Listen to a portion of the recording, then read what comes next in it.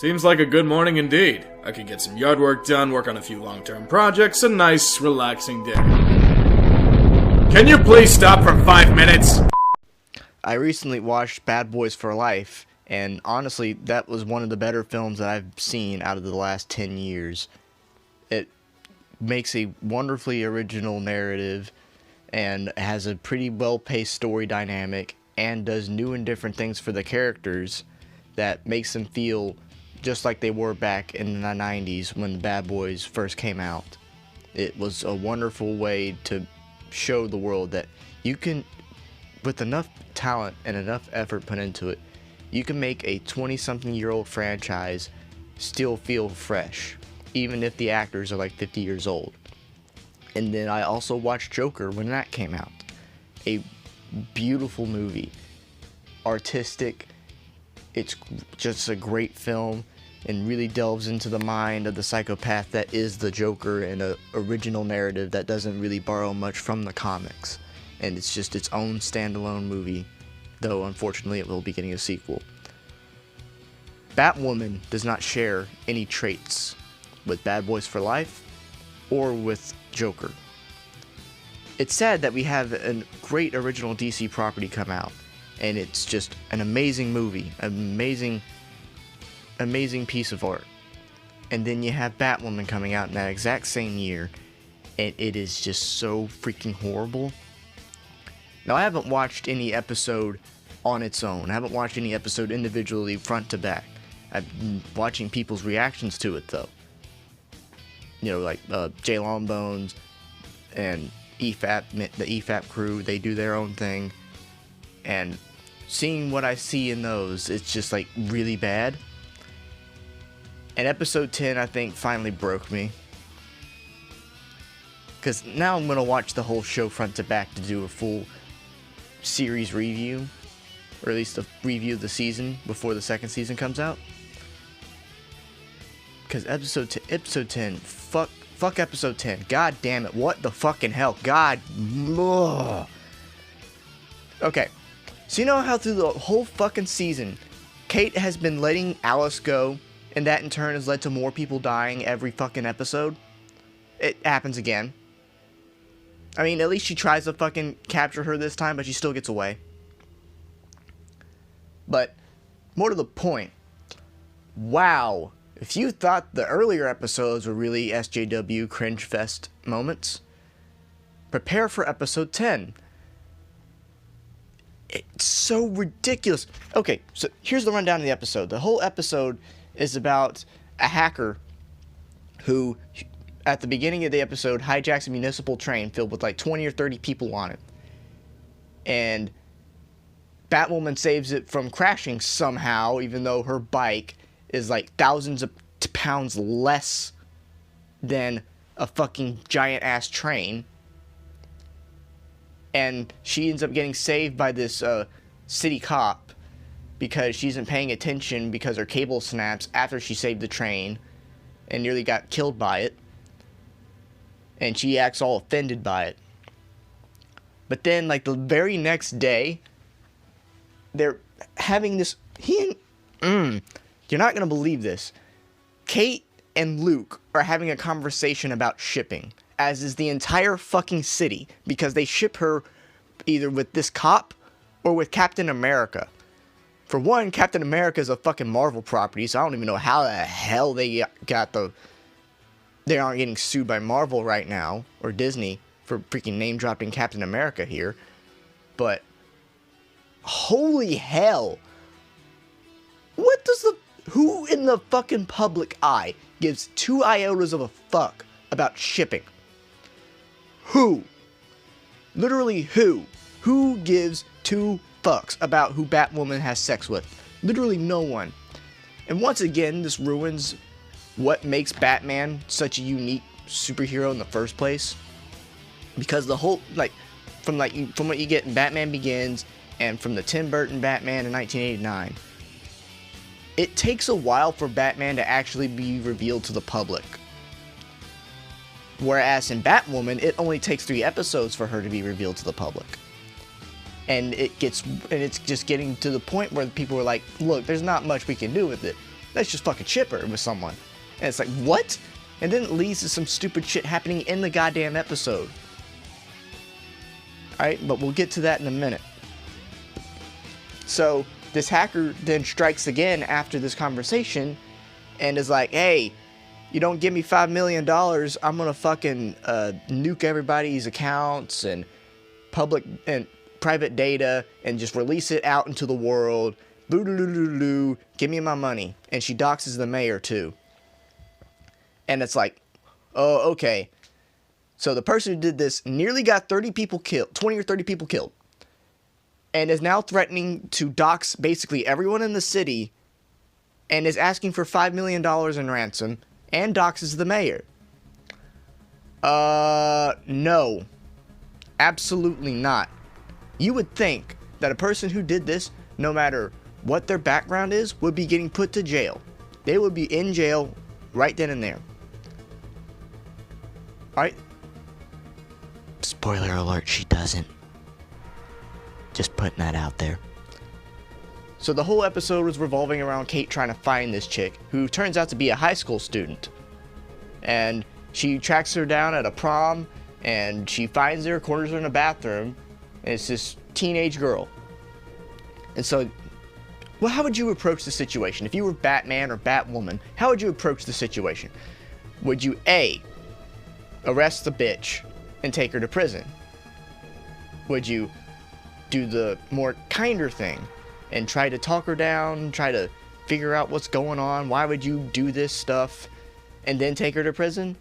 Or would you C, not take her to prison after she confesses a fucking half-assed sob story that manages to freaking get her out of keep her out of jail? If you had thought that Batwoman would do C, you are correct. Because Batman would do either A or B. So, here's the whole thing with this character, who is actually an extra or like a character on another CW show. Because when I looked on the website to try to find out what episode this episode was called and everything like that on the CW site, she is actually showing up on an episode for another show. So, not only that, they have the laziness of the fucking casting, so that's wonderful. But so this chick confesses her sob story. Oh, I'm a homosexual, and I got revealed too early by my girlfriend, and now my parents want to disown me. And that is my motivation for trying to kill 20 or 30 people on a municipal train that I was on, by the way, because she's on the train.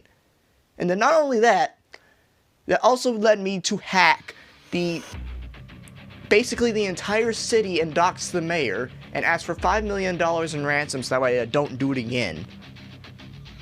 No. No. And she's even blabbing on about fucking representation and shit. It's like, oh man, my favorite superwoman isn't even gay like me. So it's like, I'm so tired of being like a typecast character who's just gonna get brushed aside. And of course, this delves deeply into Batwoman's character because, you know, Batwoman's the big gay. So she's like, oh no, I know exactly how this girl feels, so I'll just let her fucking go. It's like, what? No! No! What the fuck? Oh my god. No. Just no, Kate. No. This bitch was willing to murder people. I do not give a fuck her background. She deserves jail time. Or at the very least, she deserves a little bit more than that. Okay, now there's going to be some people trying to defend what Kate's doing here and what Kate does eventually in the episode with this chick. But here's what I'm going to just do right here as a preemptive fuck you to that response.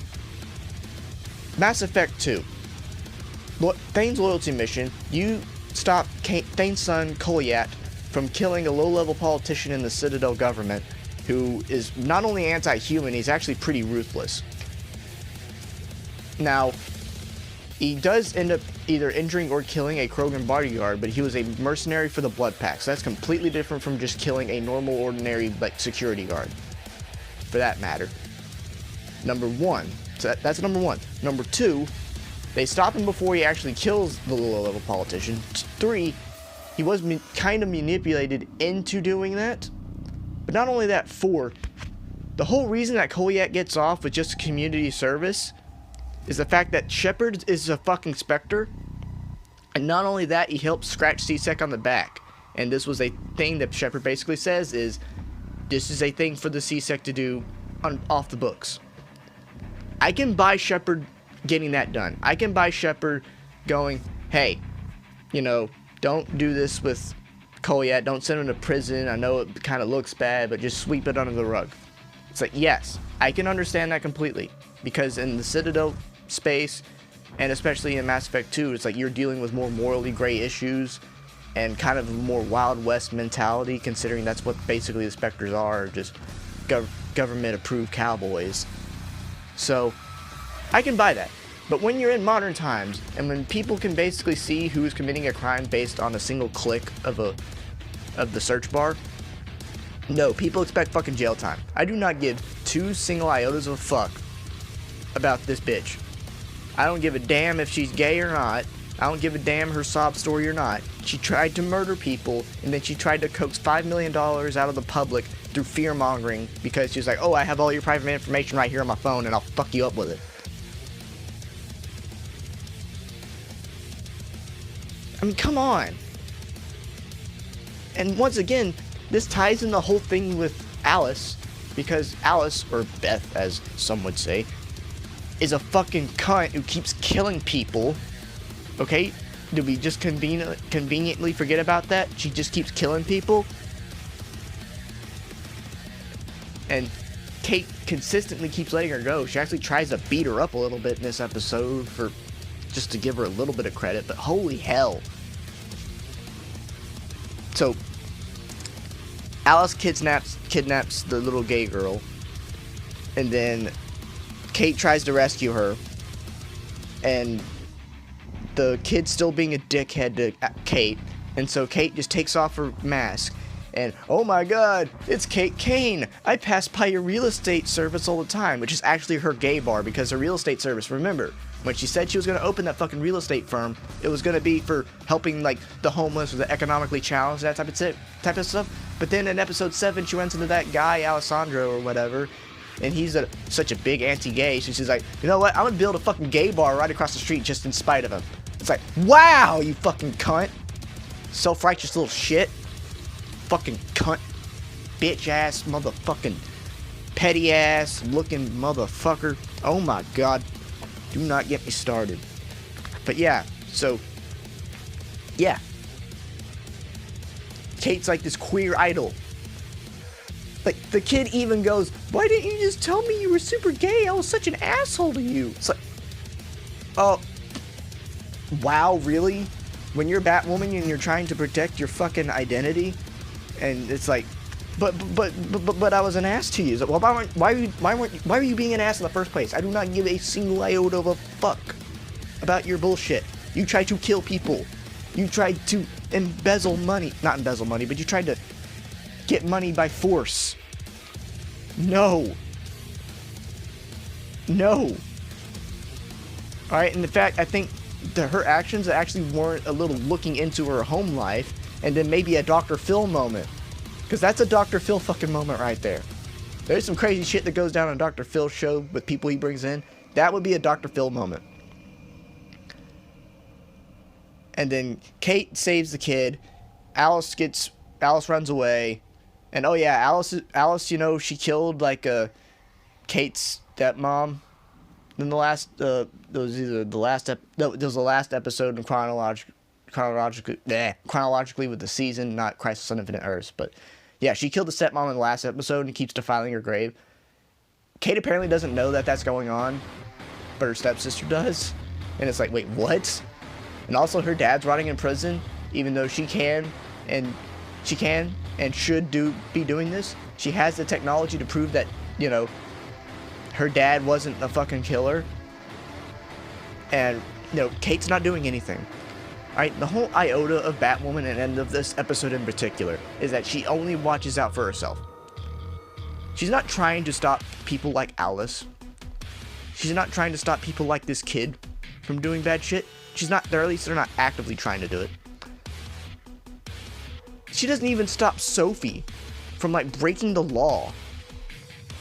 Like, I know they're not the Crows aren't the official police force, they're a security firm, but, like, same standards do apply when you're working in place of the police in certain situations. They need, when you're interrogating people, yeah, Miranda rights, due process, not fucking torture out of nowhere because, oh, we've been surveilling this operation for months, type of bullshit.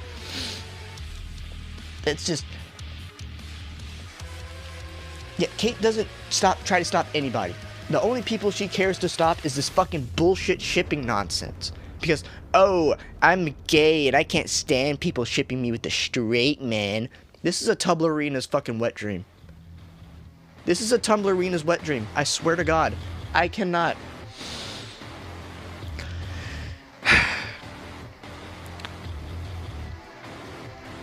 Yeah. I'm gonna bite the bullet and just watch every episode from this series so far, front to back. I might have to do Crisis on Infinite Tisms because, you have this bullshit cliffhanger at the end of the episode with another Beth, like with brown hair, and it's like, I'm Beth, and then Kate's like, wait, what the fuck? And it's like, it has to do with some time travel trickery, even though I'm pretty sure everything gets put back to normal at the end of Crisis on Infinite Earths, but then again, I haven't watched it yet. I've watched the EFAP minis of it. But, man, fuck Batwoman, fuck Kate Kane, fuck Greg Berlanti, fuck whoever's writing for this show. Fuck you, David Nutter. You helped ruin Game of Thrones, and now you're fucking doing this shit. We don't forget easily, as Game of Thrones fans do. So, yeah, this is bullshit. This entire thing is absolute fucking hogwash. I don't get it. People still unironically like this show, even though the ratings have dipped to the lowest point. This show has had a massive ratings drop, even though they just renewed it for a second season. How in the hell did they do that?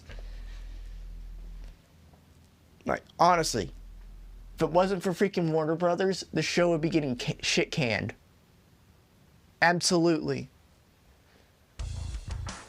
If it wasn't, yeah, because like, this is the same problem that you had with Legend of Korra. Like, Legend of Korra, once it hit book 2, the ratings never got anywhere close to Last Airbender level of ratings. And the only reason it kept going so far as it did with 4 books was because Nickelodeon had already pre-financed the whole damn thing, and they were working on all 4 books simultaneously. So, yeah, this is the state of modern television. This might be possibly the worst episode of modern television ever created.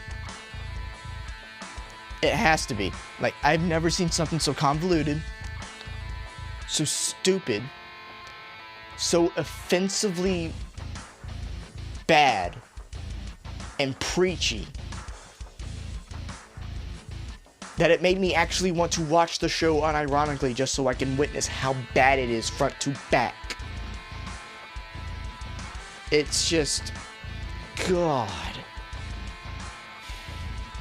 Thank you guys for listening to that rant, and I'll see you guys next time.